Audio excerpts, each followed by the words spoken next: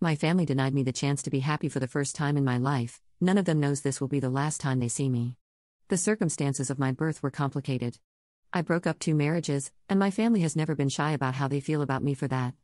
Only one of my brothers has gotten drunk enough to tell me to my face that he resents me for existing, but I know it exists within all of them, at least in some way.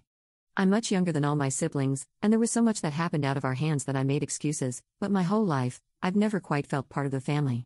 As a child, I told myself we'd make up for lost time once I got older, and we could talk as equals. Now, at 23, I see glimpses of the life I wished I'd have, but in the end, I'm always too much trouble to be included. No one talks to me, and I hear everything from my father. I had to find out my niece was in a car accident from him. I had to find out my other niece had a miscarriage from him. I had to find out my oldest brother had a brain tumor haphazardly on a phone call with my father, which he didn't even know I was unaware of. I've known for a while I'm the only one trying, but for the sake of my dreams, I've given every opportunity for them to let me in, but I just can't do it anymore. I have a psychiatric service dog who aids me with CPTSD. He is the single greatest thing to happen to me. Not only did he save my life from myself, but he has made life livable. He can tell when I'm panicking, and he knows pressure therapy to help me through an attack. He stops me from hurting myself in meltdowns, sits with me until the only noise I can hear anymore is his snoring on my lap. He allows me to go grocery shopping by myself. He is my soulmate, and anyone who knows me knows how important he is to me. My dating life isn't thriving, so I took a shot in the dark and asked my niece if she minded if I brought my service dog as my +1 for her wedding at the end of this month. I have to fly across the country to go, so I will be bringing him anyway since I cannot fly alone. I figured it couldn't hurt to see if he could not have to stay in the hotel all night. I do not technically need him for the event, since I'll know every guest, and I will be drinking pretty heavily to cope, but getting to spoil him with a bow tie, dancing, and steak sounded like the perfect reward for helping me on my flight. Several times, I emphasized that I understood it was an odd request, and she could say no if she wanted. She was emphatic that he could come. She said even if I found a date, he could come. I was elated. For once, I felt seen, I felt cared about, I felt valued. And then I got a call from my dad. No one wanted to make things awkward, but the mother of the bride was not okay with a dog being at the venue.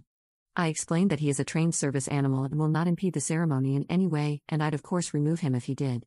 Still, he said they didn't like it. I was so tired of hearing everyone else's words through my father. He won't be around forever, and sooner or later, they will have to start talking to me.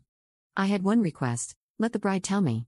When I asked her, she said yes, and until she told me she changed her mind, I was under the assumption he could go. Well, I never heard back. My dad kept dropping hints when I call him, but I told him what my expectations were. When I RSVP'd, I put my dog as my +1 on the response to let them know I wasn't backing down this time. At this point, I didn't even care if she said he couldn't go, I just wanted to hear it from her. The next morning, I woke up to an email from my father. Not even a text, an effing email explaining that my niece didn't want to be the bad guy, but my dog was not welcome at the wedding.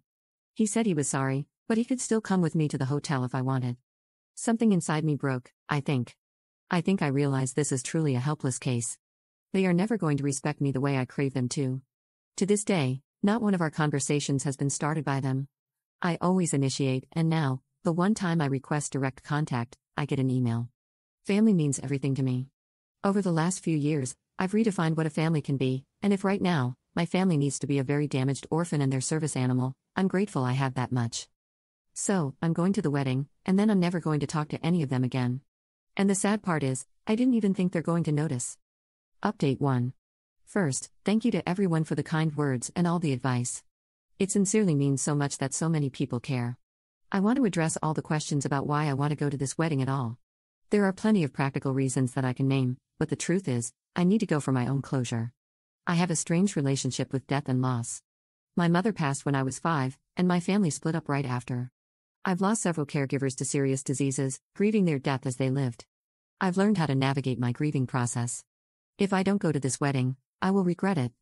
Not only is it my last chance to see my childhood family all together in one place, but if I don't go, I show them they can bully me. I do not want to make a spectacle of my trauma with them, but that does not mean I have to walk away with my tail between my knees. I'm not scared of them. My relationship is non-existent, but I did see my siblings, cousins, nieces, and nephews fairly regularly. When I was a kid, they intimidated and bullied me into silence, but I'm not a child anymore. I lived with these people. I can manage one night, if for no other reason than to prove they cannot control me. So, I went to the wedding. It went about how I expected it to go, though one can never be ready for a spontaneous conga line. Sadly, there was no secret last-minute invite, nor any secret plot of which the bride was unaware. She felt bad saying no, so she lied, and she didn't want to tell me that, and she still didn't, even at the wedding. No one really said much at all, in fact. The mother of the bride did not speak to me at all. My brother tiptoed around the subject until the end of the night. To his credit, he did apologize, for all the dog stuff, as he said goodbye. Strangely, the apology didn't make me feel much better. There was no big confrontation either, mainly because no one cared to listen to me if I tried. As the reception began, part of me wondered how much I was going to miss the people, the environment, the vibe, really. Truthfully, I surprised myself with how ready I was to leave. Goodbye was short and bittersweet. The venue was pretty, and the drinks were free, so I made the best of my night, but I got what I needed out of it, I think. Getting home tonight felt like a weight lifting off my shoulders.